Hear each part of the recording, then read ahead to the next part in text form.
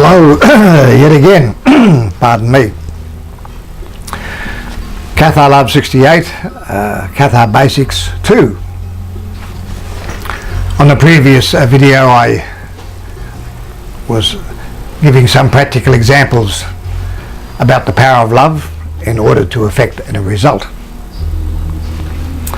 And because it's about universal, unconditional love, and how you can use this.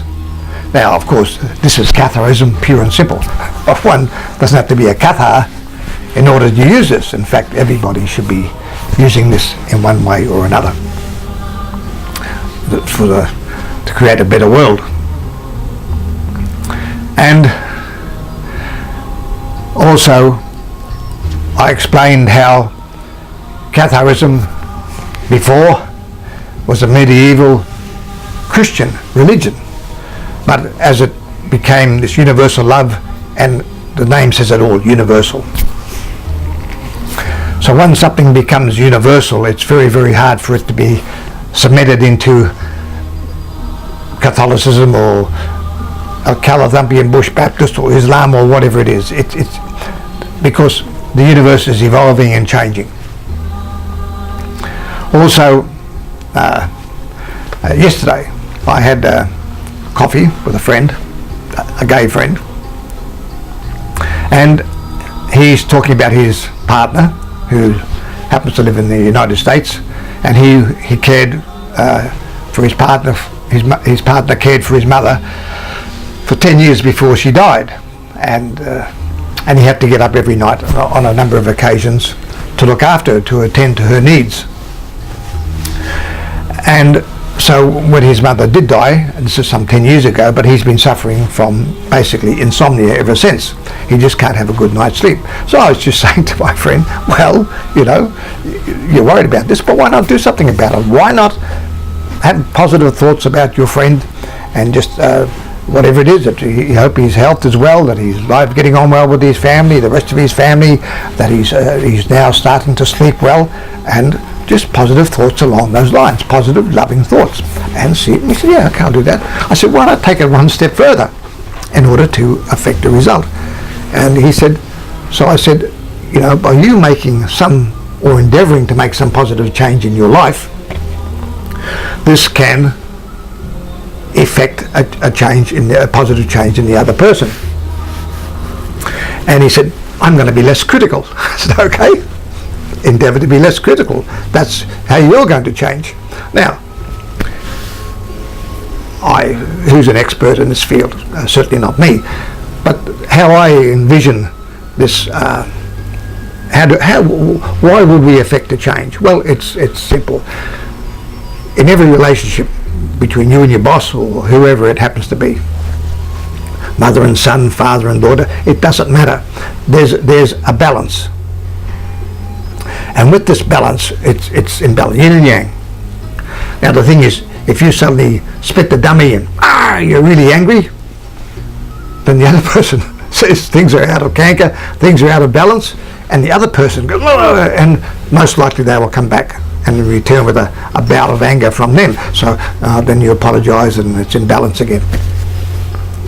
So things need to be in balance. So by you having this positive, doing something positive physically, an action, a positive action, then this other person, even though they don't know about it, but they've got this, they're out of balance, so therefore they need to do something, but in a positive way, and in this case hopefully it will help with the insomnia. So we'll see what happens, and I'll hopefully, if I remember, and I get a result and he tells me, and I'll pass it on to you. Now, another quick story, because this is the basis of Catharism, but it's for everybody. But this is what Catharism is trying to move the world towards, is towards a more loving, a better world, because it's a more loving world. I mean, you can chop someone's head off, that's power as well, but that's a negative power, and we won't go into that. We're trying to go from the other direction. But I told a story once before, but it's worth telling again, because again it's reinforcing the power of love. And it regards, he was called Wild Bill Hickok because he had this big moustache. And this gentleman, I've got the book in here, I think his name was Dr. Fellows. I've done called A Power of Love, another video before. But anyway, he was in Germany after the Second World War. He was in this concentration camp. And there's one of the inmates who spoke quite a few languages, and he was there assisting them because people from different countries, and they were getting people ready to repatriate them, getting their paperwork back to the countries where they came from this concentration camp.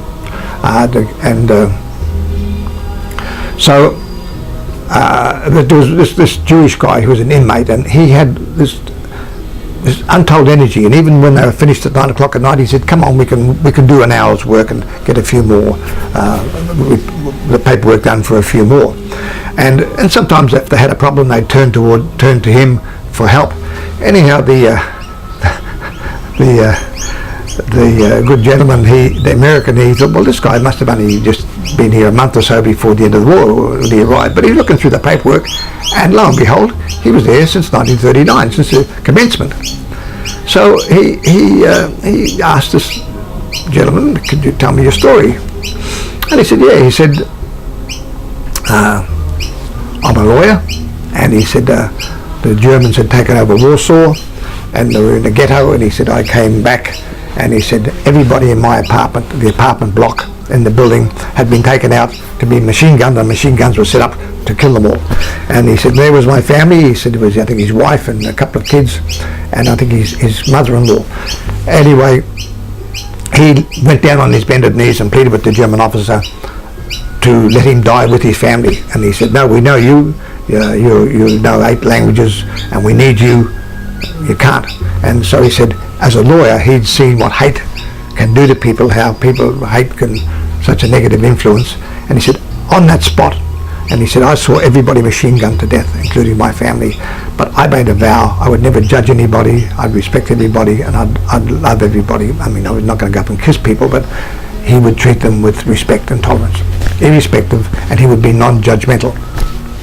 And this guy went through the entire 5 years, whatever it was, in that concentration camp. It was virtually 6 years. And what was remarkable, that he didn't go grey, he wasn't gaunt like the others, he didn't have a big belly through lack of food. He had this energy, he simply did not change. And I mean, this is the power of love.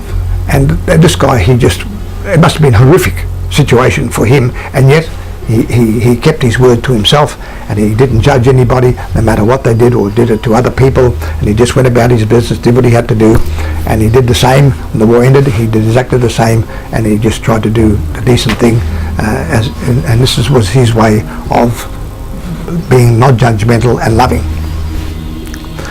It's an amazing story. I'll go into it a little bit deeper I think it's called The Power of Love.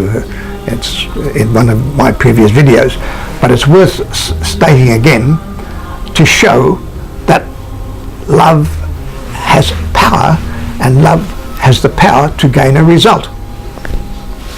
So I was also talking to another person yesterday, and I mentioned about Cathar, and he said, "Cathars?" I said, "No, never heard of them." I said, "Yeah." I said, I mean, this is Sydney, Australia. This is not Europe and England, where I think more people know about Cathars and Catharism, the story of the Cathars. This is Sydney, Australia. And I said I could walk down the street outside and I could yell out, "Tell me about the Cathars! Who knows the Cathars?" And I said there wouldn't be a single hand go up anywhere. No, Cathars, what are you talking about?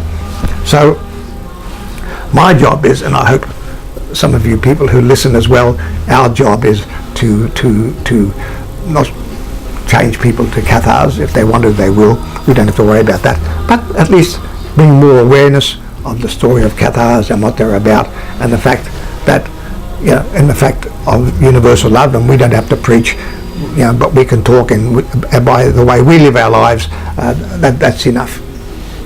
So again, it's just not love, treating love as something a Hollywood type of love, or and there's various types of love, and we can love our kids and our dog and what have you, the environment, but not many people have the understanding about love as a power, and a positive power to effect a positive result. So once again, delightful to have the chance to talk to you, and on that note I will say adieu. Bye for now.